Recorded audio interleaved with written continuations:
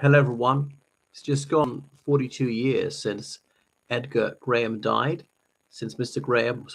Graham laid down his life for the United Kingdom. He was a unionist from Northern Ireland, an outstanding intellectual, barrister, law lecturer, who was murdered at the age of only 29. He looked older than he was, but they say he was wise beyond his years. To think I'm well beyond that age.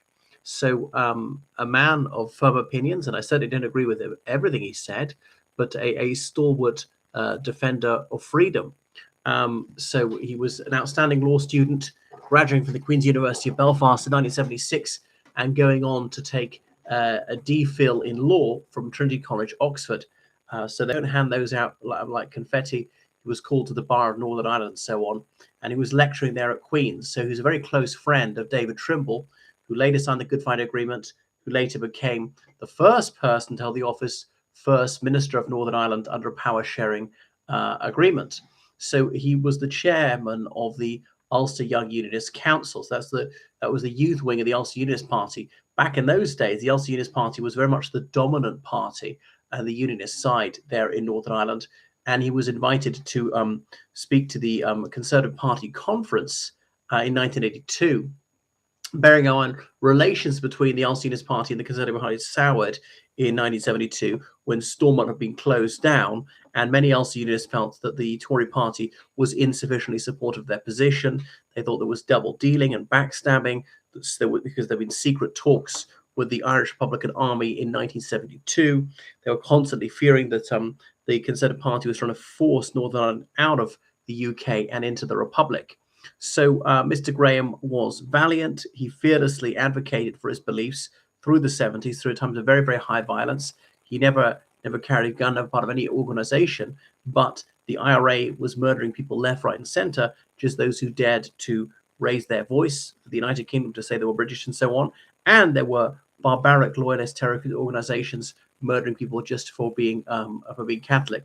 I'm not aware if Edgar Graham was a member of one of the loyal orders or not. But he was willing to rock the boat in the UUP, and he publicly criticized James Molyneux, who was leader of the party at the time, for being feeble-minded, for not having good strategy. He thought that the UK government was also limp-wristed and so on. They needed the smack of firm government. Now, there's a debate whether devolution ought to be restored for Northern Ireland, as it eventually was, and he wanted to see that rather than just be part of the unitary UK state, because through the late 70s, most of the 80s, there was no legislature in Northern Ireland that kind of briefly met. It really was just a talking shop without any legislative powers. There was talk about compulsory power sharing with the cabinet with the Social Democratic and Labour Party. That was the major nationalist party and the Ulster Unionist Party. So the nationalist unionists would have to cooperate on things to build better relations, to defeat the terrorists and so forth. But no, he said that the Ulster Unionist Party should firmly reject that. Most Ulster Unionists wanted devolution back and were willing to pay the price of not having majority rule, of a compulsory power sharing. And Jim Pryor, Secretary of State for Northern Ireland, he was behind that, an old Etonian no less. He held that office in the early 80s.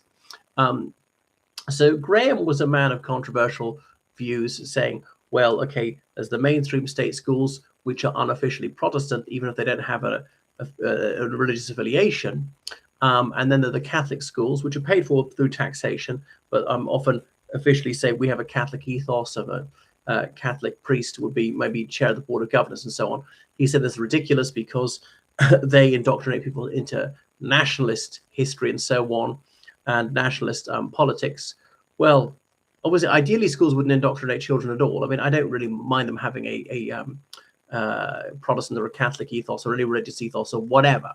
But in some ways, he was correct that educating people separately is not a good idea, because people grew up just not meeting each other, living in a part of town where there's overwhelmingly one denomination or the other, and then likewise their workplace and who they socialize with and their sports club, as well as their church and whatever, and just didn't interact with people of the other denomination and often therefore the other national identity, and he's saying they should mix together. Goodness. So he was elected to the Northern Ireland Assembly in 1982, but it was just toothless. Now, he complained that government funds were too much spent in nationalist districts and so on. But now saying, well, they are disloyal, so we should spend less. But that seems to be like collective punishment. And so they were not law-abiding, but they're loyalist terrorists as well. And you mustn't punish most people in whatever the Falls Road just because the IRA has got a fair degree of support there, maybe even the majority support. But what about the innocent people? And subscribing to an opinion that is not in itself a reason to penalize people financially. They do something about that. That's different.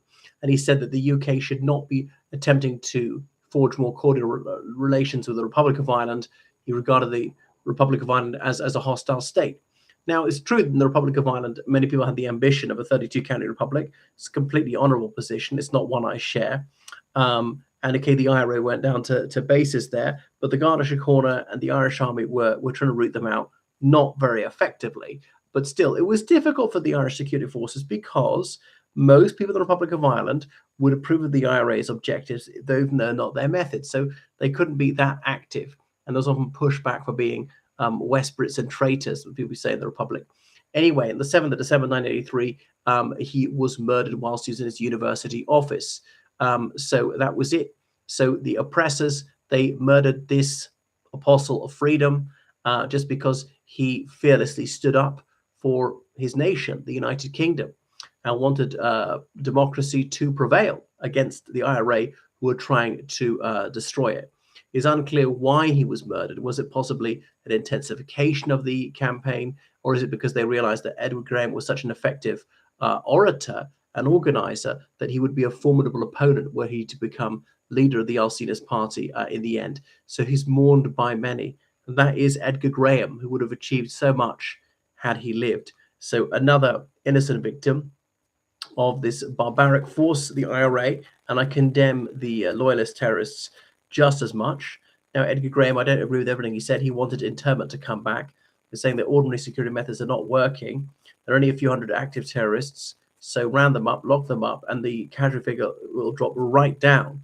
And in these times, sometimes we've got to do it. Every country suspended habeas corpus. The Irish government lambasted the United Kingdom for doing this, obviously completely hypocritical, because in Southern Ireland, we suspended habeas corpus several times, sort of in 1923, and then in 1940 again, and then in 1957. And had we done so at the start of the Troubles would have been much, much smaller. And so a lot of lives would have been saved.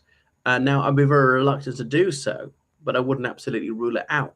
And I may say, well, if you were some pledge that you're not doing anything, we'll let you out or whatever.